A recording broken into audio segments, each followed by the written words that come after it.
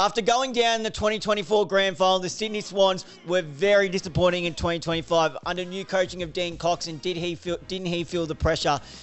Injuries to some key players surely definitely played a factor in this, but their drop in form didn't warrant the players on the list and the quality team that they are. How will he respond in 2026? Well, let's go in and preview that.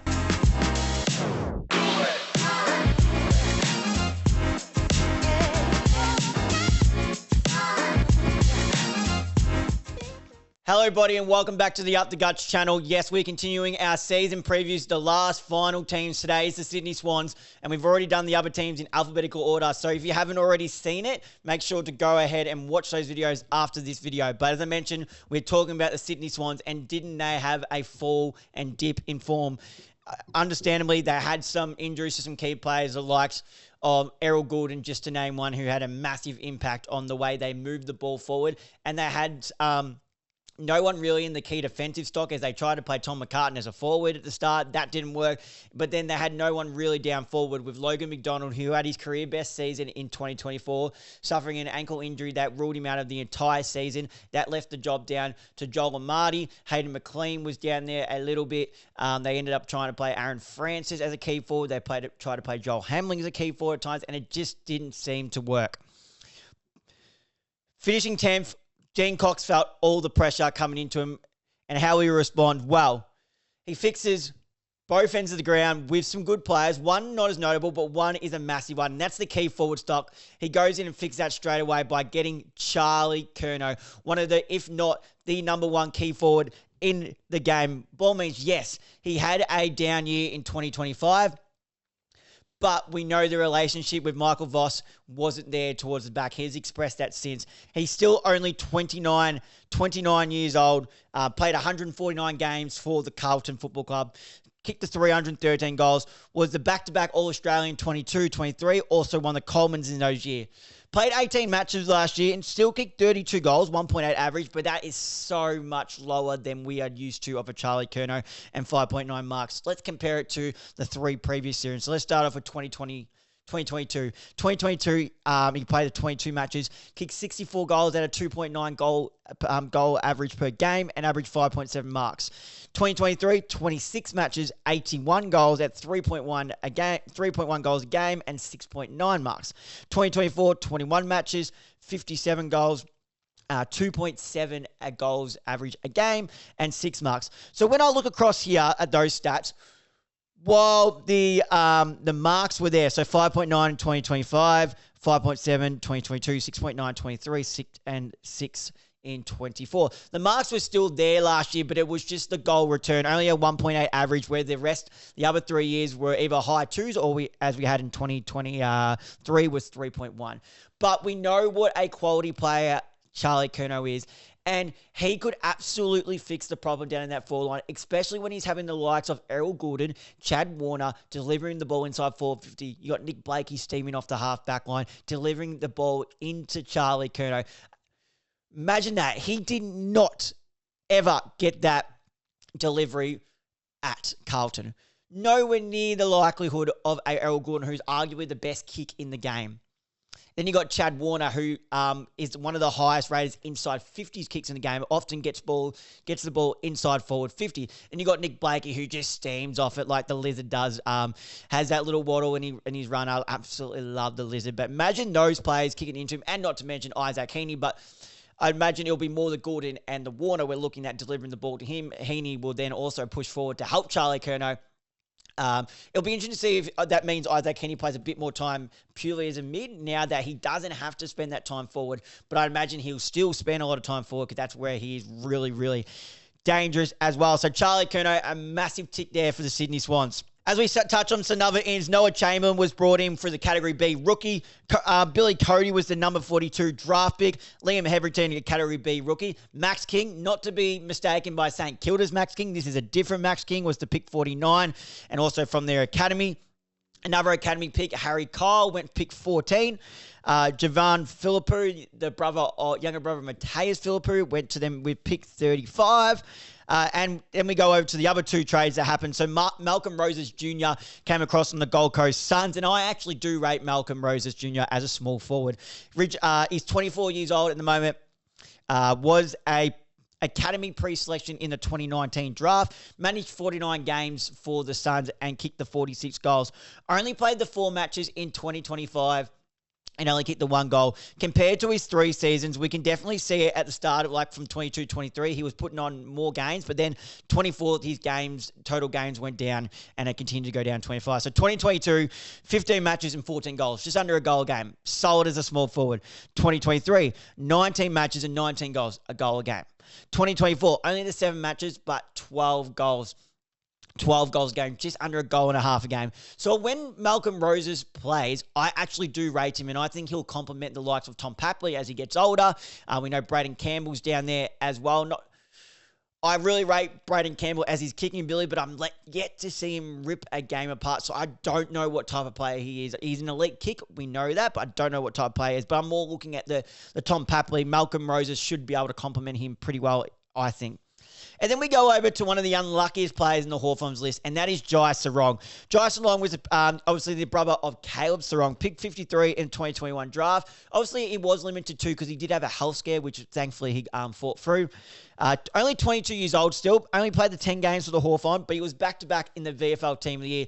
Obviously, in the as a key defender, it was going to be hard to get into the Hawthorns side with Tom Barrass and Josh Battle holding the 2 forks, and you got James Sicily, then Jack Scrimshaw often played as a tall defender as well. So it was always going to be hard to get in there, but as I mentioned with Charlie Curnow, key defenders is where they really, really, really struggled.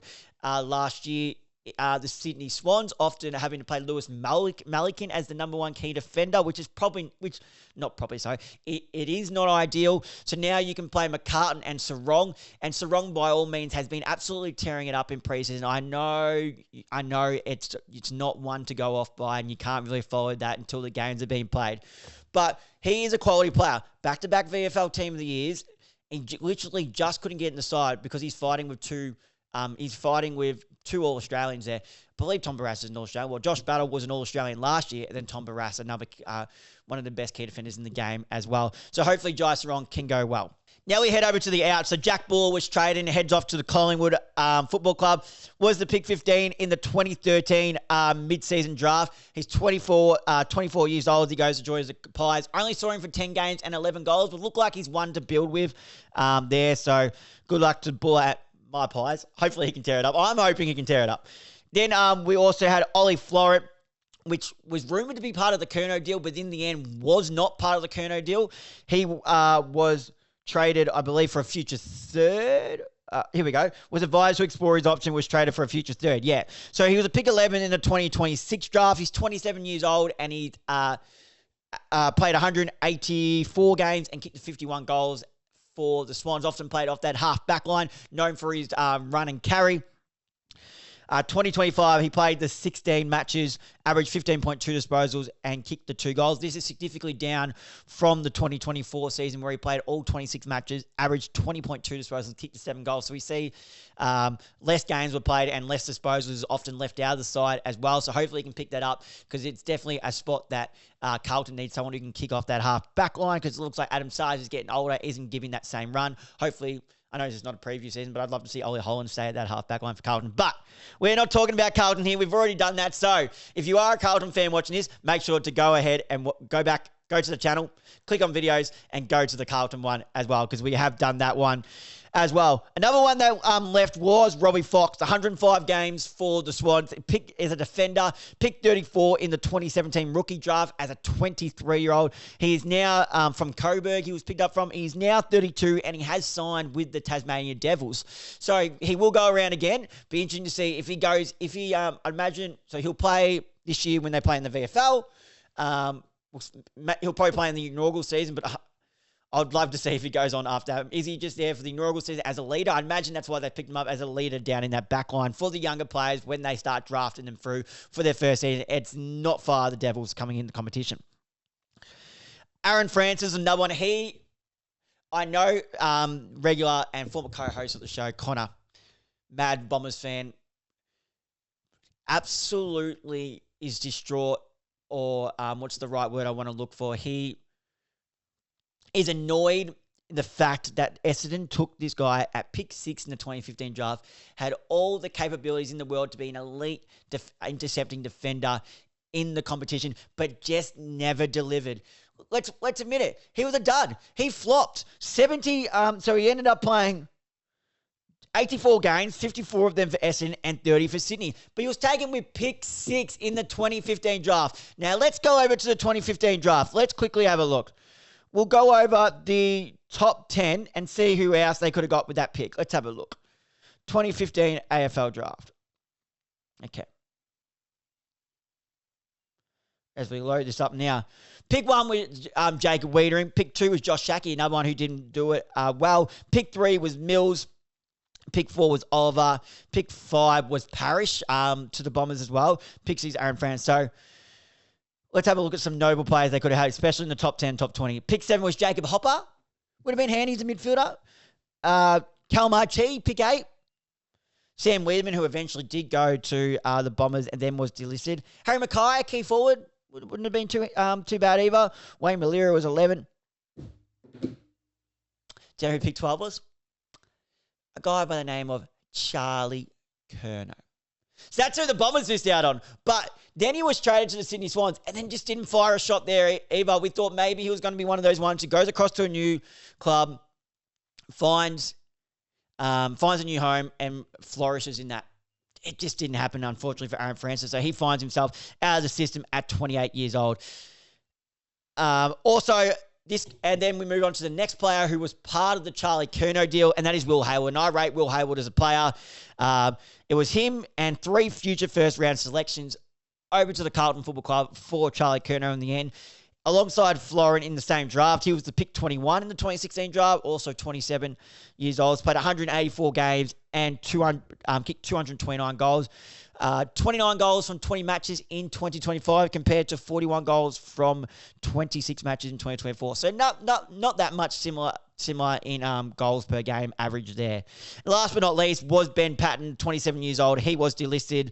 75 games, 71 of them was for St Kilda as a small lockdown defender and 4 for the Sydney Swans. So that's all the ins and outs. Now let's have a look how they set up across the park.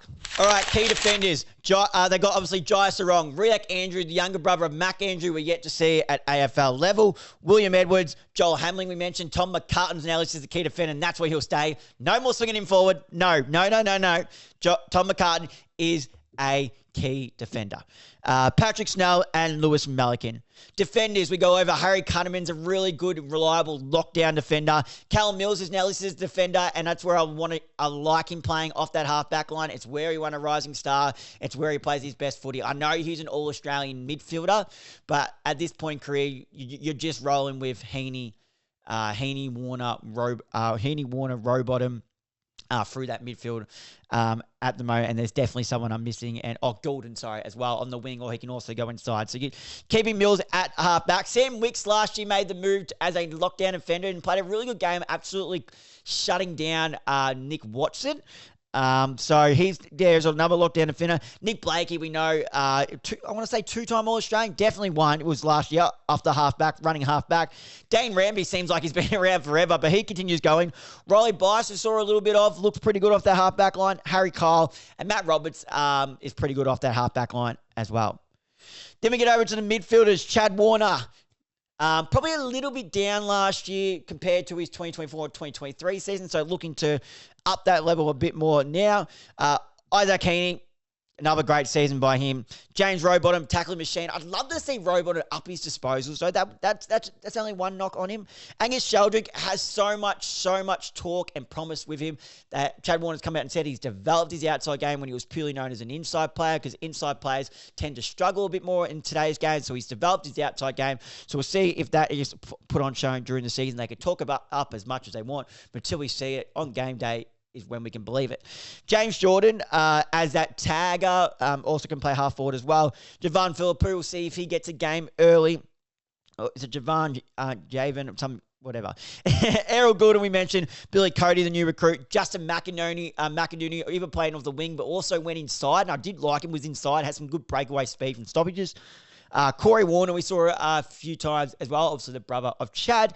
And Jake Lloyd, another one who seems like he's been around forever, made his mark as a half-backer and back pocket for plenty of years. I believe he would be an All-Australian down there. But now maybe even 2024, but definitely 2025, played most of the year off the wing and played really well running off that wing. So he'll solidify his spot on that wing again.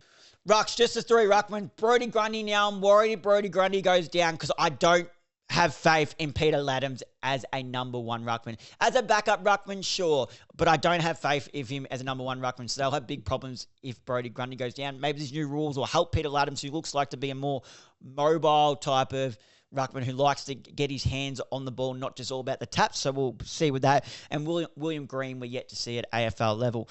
Key forwards, Hayden McLean obviously can play as a backup ruck as well. Logan McDonald.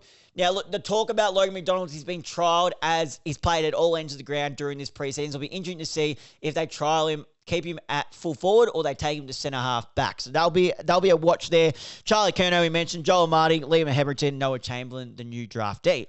Forwards, Taylor Adams is purely listed as a forward now.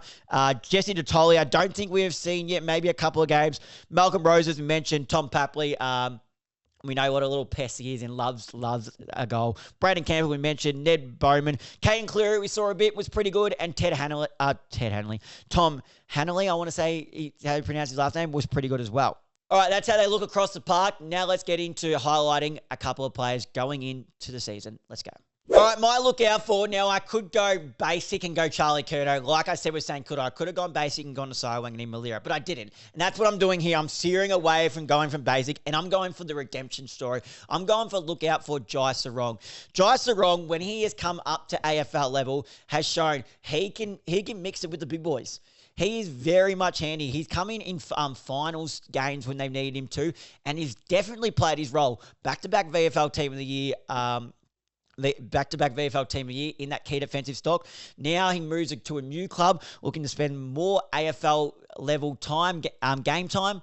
I think Jai Strong is ready to introduce himself to the league, showing he's just not a VFL player. He's an AFL player and a darn good key defender in the AFL comp. Now, my knees to lift. Now, we're going off track here. Off track. We're going with something a bit flamboyant, a bit unique. Now, needs to lift. When we talk about needs to lift, this is the season preview of the Sydney Swans, right? What goes on doesn't just have to fall on the players. It could be from the president. It could be from here, blah, blah, blah, how the club functions. So that's what we do here on Up the Guts in our season preview. We don't just attack the players. We're going to the top. Needs to lift is Dean Cox.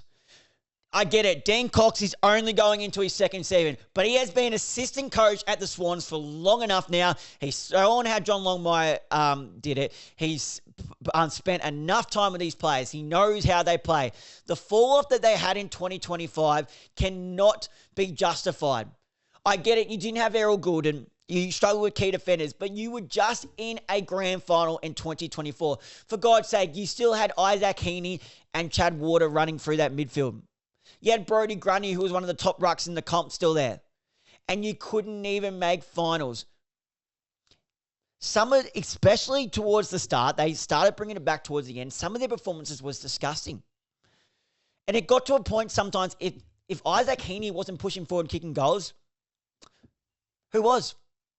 It can't be just laid onto Isaac Heaney.